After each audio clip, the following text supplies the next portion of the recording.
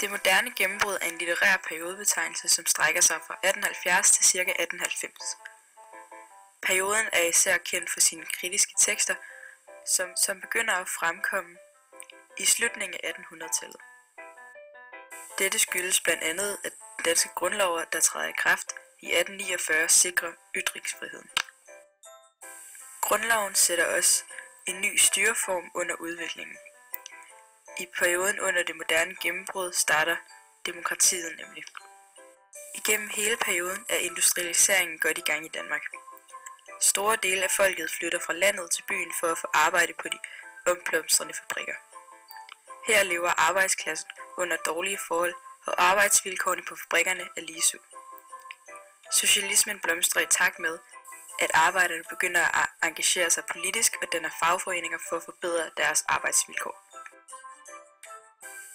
En anden forløber til de kritiske tekster er litteraturforskeren og debattøren Georg Brandes, som i 1871 holder forelæsninger på Københavns Universitet. Her beskylder Brandes blandt andet den danske litteratur for at være 40 år bagud og for at være for drømmende. Han trækker blandt andet også romantikkens fader, Oehlenschläger, ned, da han vælger at kritisere et af hans store værker, Aladdin. Brandes opfordrer dansk litteratur til at sætte problemer under debat, hvilket sætter gang i en større revolution i litteraturen. Brandes mener, at litteraturen hidtil har været intetsigende, og man derfor skal begynde at skrive kritisk realisme. Kritisk realisme er et modspil til romantikken og biedermeierkulturen. I disse tider blev virkeligheden pyntet og sminket. Der blev gjort op med denne dekadence efter Brandes oplæg på KU, og der begyndte i litteraturen at dukke tekster op, som i stedet fokuserede på problemer og uretfærdigheder i samfundet, der skulle laves om. Ofte blev disse problemer karakteriseret ved de 3 K'er: køn, kirke og klasse. Litteraturen begyndte nu at skildre virkeligheden frem for idealerne. I 1859 fremsætter naturforskeren Charles Darwin sin evolutionsteori. Evolutionsteorien siger noget om, hvordan livet har udviklet sig fra simple organismer til den rigdom af liv, vi ser i dag i løbet af milliarder af år. Senere i 1871 fremsætter Charles Darwin en teori om, at mennesket stammer fra aber. I 1872 oversætter den danske forfatter J.P. Jacobsen den engelske biolog Charles Darwins revolutionerende værk The Origin of Species fra 1859 til dansk. J.P. Jacobsen regnes som Danmarks første naturalistiske forfatter. Naturalismen er en retning i litteraturen, som opstod i sidste halvdel af 1800-tallet, og naturalismens grundidé var, at mennesket var en del af naturen snarere end noget andet, som er skabt af Gud. Tidligere var opfattelsen, at Gud styrer vores liv. Naturalismen anser derimod vores medfødte arveanlæg og vores miljø som det, der afgør, hvad det egentlig bliver til her i livet. Man skal vide og ikke tro. Tankegangen er præget af det naturvidenskabelige, og Charles Darwin var en vigtig fortaler for dette. I modsætning til Bibelens skabelsesretning om Adam og Eva, beskriver bogen, som vakte stor opsigt og forargelse, mennesket som en del af naturen og som resultatet af en lang udvikling. Dette revolutionerende videnskab og synspunkt skaber stor opstandelse i samfundet, da det går imod kirkens lære om, at mennesket er skabt af Gud som et væsen, der er hævet over dyrene. Blandt andet skriver den tyske filosof Friedrich Nietzsche, at Gud er død.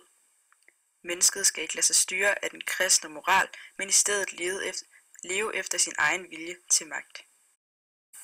Udover Nietzsches begravelse af Gud og J.P. Jacobsen, melder den danske forfatter Henrik Pontoppidan sig også ind på banen med sine naturalistiske tekster som Ørneflugt og Nådsens brød, hvor dyriske instinkter og oprør mod kirken og klasse kommer i fokus.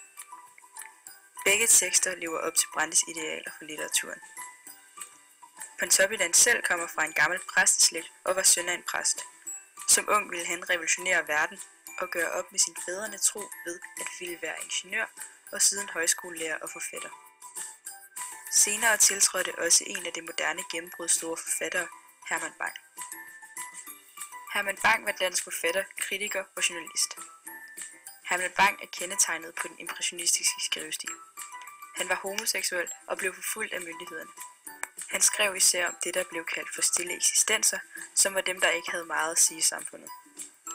Især blev dette skildret som kvinder, der havde der typisk havde samme udfordringer med kærlighed som ham.